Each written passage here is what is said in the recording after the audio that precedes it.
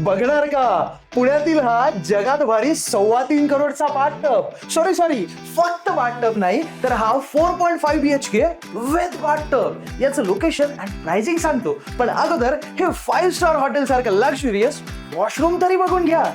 आणि तुमच्या होम मिनिस्टरला सांगा की त्यांना अगदी असाच ड्रेसर स्पेस आणि वॉकिंग वॉर्डरोब डिझाईन करता येणार आहे.